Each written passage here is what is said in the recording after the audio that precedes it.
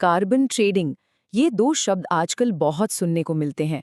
पर सवाल ये है कि क्या ये सच में क्लाइमेट चेंज से लड़ने का एक बहुत ही स्मार्ट तरीका है, या फिर कहीं ये एक खतरनाक ध्यान भटकाने वाली चीज तो नहीं। चलिए आज इसी को समझने की कोशिश करते हैं। तो क्या वाकई पैसे के दम पर क्लाइमेट चेंज जैसी इतनी बड़ी, इतनी कॉम्प्लेक्स समस्या से निकला जा सकता है? यही वो बड़ा सवाल है जो इस पूरी बातचीत के केंद्र में है। तो देखिए आज हम क्या क्या देखने वाले हैं। सबसे पहले प्रदूषण पर कीमत लगाने का मतलब क्या है, फिर ये कार्बन ट्रेडिंग आखिर है क्या, इसका जो सबसे मशहूर तरीका है कैप एंड ट्रेड, वो काम कैसे करता है, ग्लोबल मार्केट कितना बड़ा है, इसके पक्ष और विपक्ष में क्या बातें हैं, और आखिर में क्या ये भविष्य के लिए एक कारगर टूल है। ठीक है, तो चलिए सबसे पहले और सबसे बेसिक सवाल से शुरू करते हैं। आखिर प्रदूषण पर एक प्राइस टैग लगाने की जरूरत ही क्यों आन पड़ी? देखिए, असल में चुनौती बहुत बड़ी है। पूरी दुनिया में कार्बन एमिशन कम करना था, लेकिन सिर्फ नियम कानून बनाने से बात बन नहीं रही थी। तो फिर अर्थशास्त्रियों और पॉलिसी मेकर्स ने सोचा कि क्यों न एक बिल्कुल अलग रास्ता अपनाया जाए, क्यों न बाजार की ताकतों को ही इस लड़ाई का हिस्सा बना लिया जाए। लेकिन एक बाजार वो प्रदूषण से लड़ने में कैसे मदद कर सकता है? हाँ, सुनने में थोड़ा अजीब लगता है ना।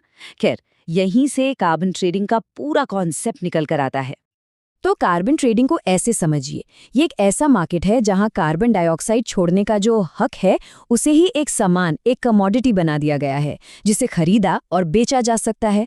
मतलब अगर कोई कंपनी उम्मीद से कम प्रदूषण करती है तो उसके पास जो प्रदूषण करने का कोटा बच गया उसे वो किसी दूसरी कंपनी को बेच सकती है जिसे ज्यादा जरूरत है।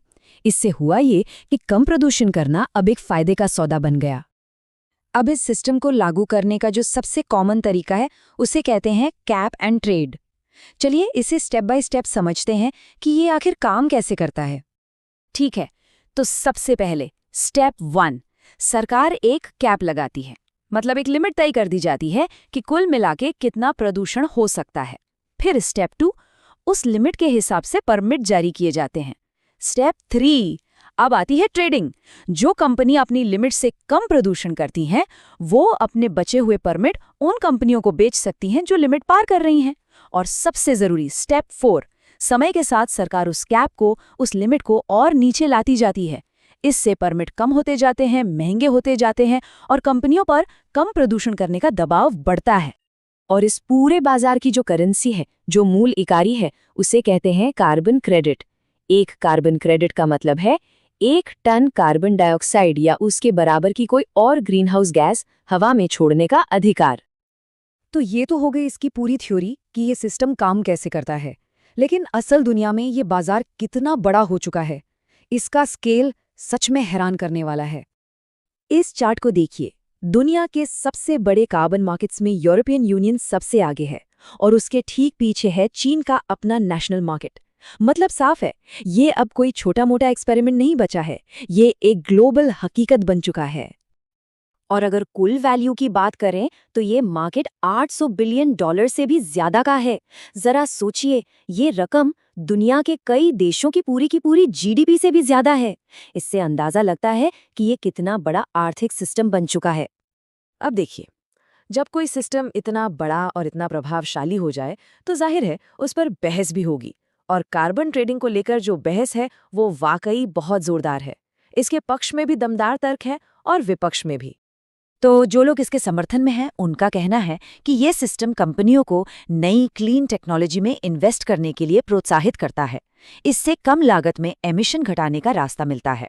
लेकिन जो इसकी आलोचना करते हैं, उनका कहना है कि इससे कई तरह के लूपहोल्स बन सकती हैं। हो सकता है कि प्रदूषण एक जगह से कम होकर दूसरी जगह बढ़ जाए, और अगर परमिट की कीमत बहुत कम रही तो कंपनियों को कोई फर्क ही नहीं पड़ेगा। सबसे बड़ा डर ये है कि कहीं ये असली कार्रवाई से हमारा ध्यान ही न भटका दे। इस पूरी बहस का निचोड़ शायद इस एक बात में है, कार्बन पर कीमत लगाना तो जरूरी है, पर यह कोई जादुई छड़ी नहीं है। असली चीज है मार्केट का डिजाइन। मतलब ये सिस्टम सफल होगा या फेल, ये इस बात पर निर्भर करता है कि इसके नियम कितने मजबूत हैं और उन्हें कितनी ईमानदारी से लागू किया जाता है। तो फिर इन सारी बातों को समझने के बाद फाइनल टेक अवे क्या है? आखिर में हमें इस सिस्टम के बारे में क्या सोचना चाहिए?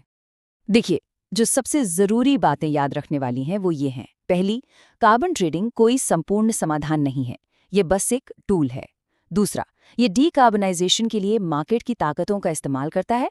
तीसरा, ये असरदार है या नहीं है, इस पर बहुत बड़ी बहस चल रही है। और चौथी और सबसे अहम बात, इसकी सफलता इस पर टिकी है कि वो जो कैप है, जो लिमिट है, वो कितनी सख्त है और उसे लागू कैसे किया जाता है।